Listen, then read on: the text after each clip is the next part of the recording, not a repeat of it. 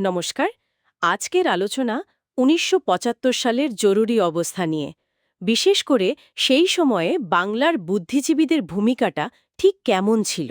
হ্যাঁ, প্রতিবাদ যেমন ছিল, তেমনি কিন্তু নীরবতাও ছিল চোখে পড়ার মতো। একদম।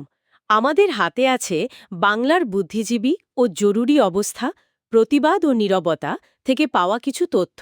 আমরা এই তথ্যের ভিত্তিতেই আজকের আলোচনাটা করব, চেষ্টা করব সেই সময়ের প্রতিবাদ আর নীরবতা দুটোরই কারণ বুঝতে। আর ঠিক শুরুতেই প্রেক্ষাপটটা একটু মনে করিয়ে দেওয়া দরকার, তাই না? হ্যাঁ হ্যাঁ, ২৫শে জুন ১৯৭৫, মাঝরাত থেকে জরুরি অবস্থা। হঠাৎ করেই তো। হ্যাঁ, হঠাৎ করেই খবরের কাগজের উপর সেন্সরশিপ বসল, নাগরিক অধিকার খর্ব করা হলো, আর ধরপাকড় তো চলছিলই। একটা ভয়ের বাতাবরণ। সূত্র যেমন বলছে, সরকারের মনোভাবটা ছিল বেশ পরিষ্কার, সমালোচনা চলবে না, আনুগত্য চাই। ওই যে কথাটা বলা হচ্ছে, প্রশাসন চাই না, চাই তোষণ।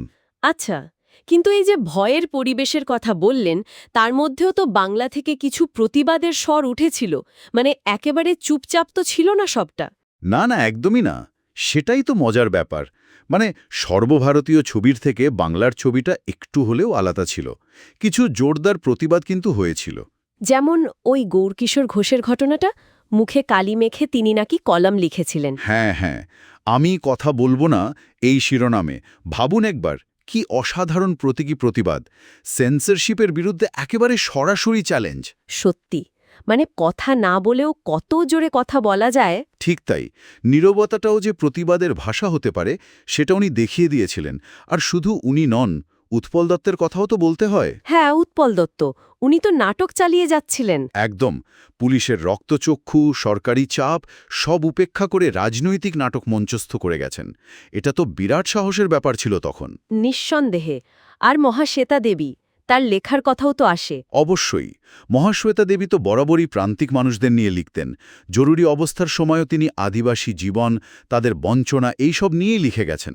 সরকারের কাছে এগুলো তো অস্বস্তিকর বিষয় ছিলই। ঠিক। আর নবারুণ ভট্টাচার্য তখন তো তরুণ, তার লেখাতেও নাকি বিদ্রোহের আঁচ ছিল। হ্যাঁ, তেমনটাই উল্লেখ আছে। সাহিত্য, নাটক এই জগতে একটা স্রোত কিন্তু ছিল, যারা ভয় পায়নি বা পেলেও নিজেদের কাজটা চালিয়ে গেছেন। তার প্রতিরোধ শুধু সাহিত্য বা নাটকের জগতেই সীমাবদ্ধ ছিল না, শিক্ষাক্ষেত্রেও কি কিছু হচ্ছিল? হ্যাঁ, হচ্ছিল। হয়তো ততটা প্রকাশ্য নয়, কিন্তু ভেতরে ভেতরে চলছিল। যেমন ধরুন, কলকাতা বিশ্ববিদ্যালয়, প্রেসিডেন্সি, যাদবপুর এইসব জায়গায় ছাত্ররা বেশ ঝুঁকি নিয়ে কাজ করত। কি রকম কাজ? ওই গোপনে লিফলেট ছাপানো, হ্যান্ডবিল বিলি করা, ছোট ছোট প্রতিবাদ সভা করা, এগুলো তো তখন সাংঘাতিক সাহসের কাজ ছিল। ঠিক। আর অধ্যাপকদের মধ্যেও কেউ কেউ ছিলেন নিশ্চয়ই। হ্যাঁ, কয়েকজন অধ্যাপকও ছিলেন। তারা চাকরির ঝুঁকি নিয়েও কিন্তু সরকারের নীতির সমালোচনা করেছেন। সংখ্যায় হয়তো কম, কিন্তু তাদের ভূমিকাটা অস্বীকার করা যায় না। কিন্তু এর পাশাপাশি এটাও তো সত্যি যে বাংলার অনেক নামকরা প্রতিষ্ঠিত কবি, সাহিত্যিক, শিল্পী, বুদ্ধিজীবী, তারা সেই সময়টায় একেবারে চুপ ছিলেন। এই নীরবতাটা। হ্যাঁ, এই নীরবতার দিকটাও খুব গুরুত্বপূর্ণ। আর এর কারণগুলো বেশ জটিল। মানে একটা সরল উত্তর নেই। ভয় তো একটা কারণ ছিলই নিশ্চয়ই। অবশ্যই, ভয় তো একটা বড় কারণ। চাকরি হারানোর ভয়, সরকারি সুযোগ সুবিধা বন্ধ হয়ে যাওয়ার ভয়, এগুলো তো ছিলই। কিন্তু শুধু ভয় নয়, আর কি ছিল? রাজনৈতিক আনুগত্য।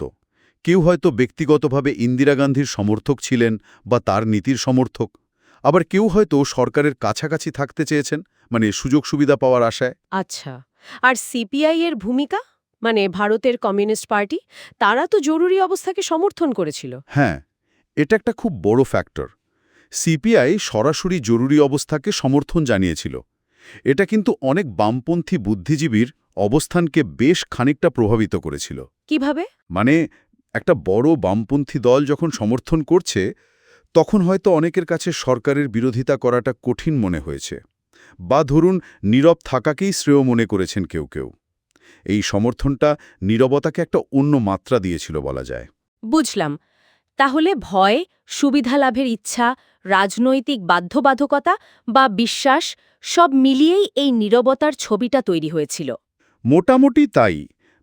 এক একজনের ক্ষেত্রে কারণটা হয়তো এক এক রকম ছিল, কিন্তু সব মিলিয়ে একটা অংশের নীরবতা বেশ স্পষ্ট ছিল। তাহলে এত বছর পর এই পুরো ব্যাপারটা, এই প্রতিবাদ আর এই নীরবতা, এটা আমাদের কি শেখায়? আজকের দিনে দাঁড়িয়ে এর প্রাসঙ্গিকতা কোথায়?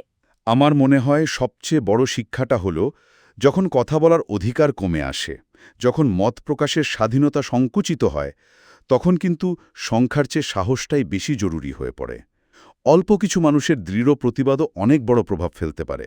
হ্যাঁ, ওই যে গৌরকিশোর ঘোষ বা উৎপল দত্তের উদাহরণগুলো দিলেন। একদম। ইতিহাস তো বারবার এটাই দেখিয়েছে। কলমের জোর, মঞ্চের প্রতিবাদ বা একটা কবিতার আবেদন, এগুলো অনেক সময় শাসকের বন্দুক কামানের চেয়েও শক্তিশালী হয়, দীর্ঘস্থায়ী হয়। ঠিক। তবে আলোচনা শেষে একটা প্রশ্ন কিন্তু থেকেই যায়, হয়তো আমাদের শ্রোতারাও এটা নিয়ে ভাববেন, কি প্রশ্ন? যে ঠিক কখন, কোন পরিস্থিতিতে একজন শিল্পী বা লেখক বা যে কোনো নাগরিকের নীরবতাটা আর শুধু আত্মরক্ষা থাকে না, কখন সেটা অন্যায়কে মেনে নেওয়ার শামিল হয়ে দাঁড়ায়? এই সীমারেখাটা কিন্তু খুব সূক্ষ্ম, তাই না? সত্যিই ভাবনার বিষয়। এই প্রশ্নটা দিয়েই না হয় আজকের আলোচনা শেষ করা যাক। হ্যাঁ, সেটাই ভালো।